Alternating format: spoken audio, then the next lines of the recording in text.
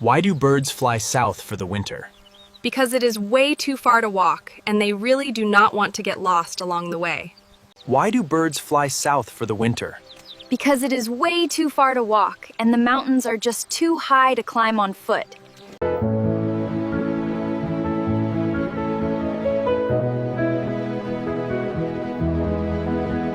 Why do sheep make such good detectives?